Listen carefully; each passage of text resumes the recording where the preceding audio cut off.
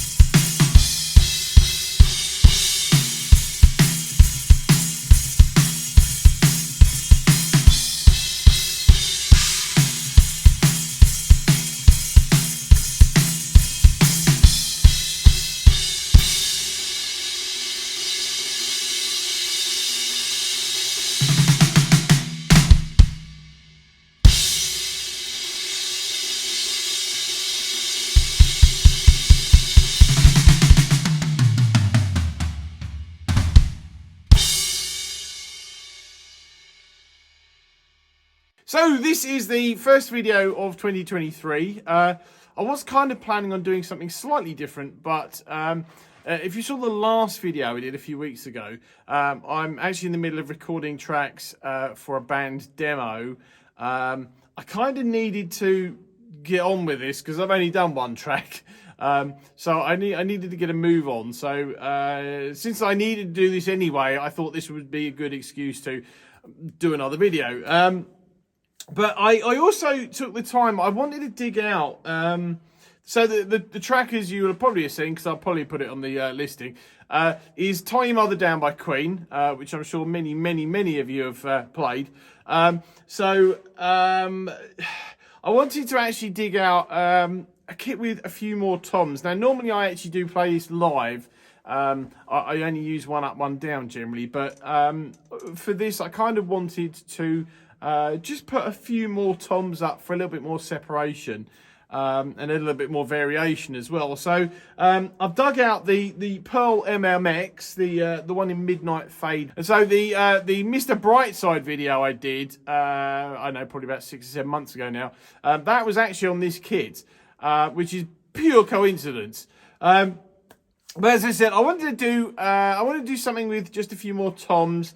I mean, arguably, this may not have been the perfect kit for this, simply because obviously it's a song from the 70s. It's a song with sort of big tom sounds, and whilst I want to acknowledge that, I kind of wanted to also do just something that's probably a little bit more contemporary at the same time. So I could have done it with drums from, you know what? I don't actually think I've got any drums from the 70s. I've got some drums from the 60s, and I've got dozens of drums from the 80s. I don't think I've actually got any drums from the 70s. In fact, I'm very sure, at least drum kits, although I think that may be true even from the snare drums as well. You know, I've only just realised that. Literally now as I'm doing that, I've only just realised that. I've got an 82 Swing Star. Timer Swing Star, which is one of the first generation, I think, of that name. Maybe in the second, I need to look that up, but certainly it's an 82 Swing Star anyway, and arguably that might have been a better choice, but I wanted to go with this anyway. So the kit is, I've got a 13-inch tom up there, which I did try originally. I originally had this set up as 3 up, 1 down, kind of didn't work, with the 13, kind of didn't work, so I've gone with the 14. So it's 10, 12, 14, 16 behind me. I'll do a little rundown anyway while this is going on. But so I've got those toms. It's 22 by 18-inch kick drum. I'm doing this. I've done this actually a couple of times, and for whatever reasons, I've kind of just not been that happy about it. So I thought I'd redo it a couple of times, and this time I think I've hit it about as good as I'm going to hit it now. But I did this. I first did this probably about a week ago, and in fact, the only snare drum I've used the 14 by 8. Now, if you follow me on Instagram, I did actually put a few photos up concerning this and actually just for the kit in general. But I picked for this song, I picked this, which is my Q 14 by 8 steel plate snare drum. Now I'm doing this a couple of days after Jeremy Berman passed away. I never met the guy, I never spoke to the guy, and I probably don't know much more about him than many of you, but what I will say is that from the first time I ever saw Q drums, this is particularly the kits, but I was absolutely transfixed, completely, and still now I love seeing Q drum kits. So it's strange that, I suppose, poetic that maybe that, like, for this recording I put this up last week. Today is I don't know what today is. Today's the 12th of January. And I as I said, I've had about 3 passes at doing this, for one reason and another. But I've had 3 passes at doing this. One before Jeremy passed, or maybe 1 or 2 before Jeremy passed actually. And now today. Today's the one that you will have seen on the video. I've used this drum on every single take. I do love this drum. I've got a Gentleman series, 14 by 7 or 14 by 8 brass as well, and I do love those drums. So as I said in my Instagram post, as a mark of respect to Jeremy Berman, I'm going to, next time I change the head on this drum, I'm going to write Jeremy in here. I'm going to call this drum Jeremy going forward. I don't generally name drums, but I actually have 2, and bizarrely they're both kept down there. There's this one, and then there's the Ochiltree tree bronze, which is named after its previous owner, Aaron. who also sadly passed away. I didn't know Aaron either, but I know someone that does know him. I will actually write... I will write that name in that drum as well. But, yeah... I mean, the drum is tuned. Actually, you know what? Funny enough, I'm eating this now. I mean, I actually just realised that I did a couple of takes, and I must have loosened one of the tension rods because it was quite loose. This is actually still relatively high. You can get that. That's with me with my thumb. But it's got a white suede batter on it, which I just like for this drum, with two gels on, which have apparently left lovely marks, lovely marks on the head. So I'll cover that back up. But the toms, going back to the toms, the coated emperors, the clear emperors actually, clear emperors on top, clear ambassadors on bottom, with the exception of the 14, which is clear ambassador on top of the bottom, because I didn't have a clear emperor to hand at the time. What else? Cymbals, right, cymbals. Starting at the hi-hat. My hi-hat on this, I love these hi-hats. I got these a few years ago and I absolutely love them.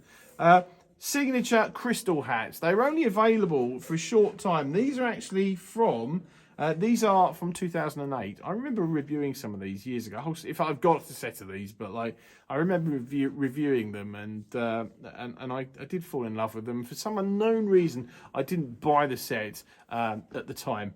I don't know why. It may have been because well, you know what? Actually, I don't know. I will have had the money. I don't know why. Anyway, moving on. So crashes. I've got 3 crashes up here. 505s. They're all Peisty, but the 505s feature apparently quite heavily in this particular setup. So I've got an 18-inch crash, high left. I have a 20-inch giant beat, the reissue, on my left crash. There is actually a signature 8-inch reflector splash here, which I did not hit at all, despite planning to on several runs. I've got a 20-inch medium 505. I also have an 18-inch China type 505 again, and I also have my 2002 18-inch. It's the Achilles Priester signature ride, so it's the 18-inch Gigabell ride. I only used it. If you're not familiar with this cymbal, it's basically, if you think of it as an upturned giant cup chime, and you'll be not far wrong. And I only used it for basically the second part of the guitar solo, just to accent what the guitar player is playing. Most likely, you will have just heard a drums only version of this. I have actually recorded it to guide tracks. In fact, very, very rough guide tracks on their part. So I probably won't have included those, also for copyright reasons as well. The only other thing really that's worth mentioning, I suppose, normally I don't use, my regular sticks are anywhere between, my gigging sticks actually are currently Vic Firth 8Ds, which if you're not familiar, they're basically large pencils. Or the SD4 model, which I have used for years on and off when I can get them. I tend to use bigger sticks in here. I actually have used on this track simply because they gave a better sound. These are the Nate Morton Zildjian signature sticks, which my good friend Lorenzo actually sent me from Canada last year. Mate, when you see this, or as you see this, if you see this, I am still using them, so thank you again. These are great sticks. I'd say, without looking, I'd say that they're probably a 5A or so. Maybe, I think they're probably a 5A. I only have small hands, so anything larger than a 5A seems huge to me. Yeah, they kind of work well for this. Nice bit of sort of, the shoulder of the stick is nice and solid and goes well on that bell. This is what happened. I originally did a few passes with the. Now I only use these generally. A while ago I actually bought a job lot of sticks and stuff, and I got some Novas, Vic Firth Novas, which are kind of like, they're not. I suppose they're factory seconds. But I tend to use those when I actually go out and rehearse. I have a stick bag full of just rehearsal stuff, and then I actually have another stick bag which I take to gigs with the proper sticks in. And that's actually what happened. That tends not to happen too often in here, but that happened on one pass, and so I kind of gave up using the thinner sticks, and as I said, went to the slightly larger ones. But unlike some of the passes I've done before on this, I'm actually relatively happy with this one. So I'm going to keep this one as the final, which is sad because I've got a couple of versions of this where I have had to. I'm not normally one for overdubs, but I've done a couple of passes which I'm probably not going to keep. But I've done a couple of passes where I've stuffed something up, gone back, and then reset it to do the basically the play out again. And I'd forgotten to actually remove the mouse from the floor tom. So in some of the videos, you can actually see me on some of the breaks. If you know the song, there are plenty of breaks in it. You can see me turning around and quickly throwing the mouse on the floor. Thankfully, in this version, I didn't do that, so that's yay me. Yeah, look, that's that. I'm going to be getting back to more regular stuff. I do have a whole bunch more playing to do as well, which I will be using a different kit for. I've actually had a couple of new kits come in, so I'll possibly use one of those on some of these tracks coming up. But next kit video should be the Trick aluminium kit, which I'm looking forward to actually doing, or putting the video together. I actually shot it months ago, but yes. Anyway, hope that was a bit of fun. Hope that was enjoyable. I'll see you again next time. Thanks for watching.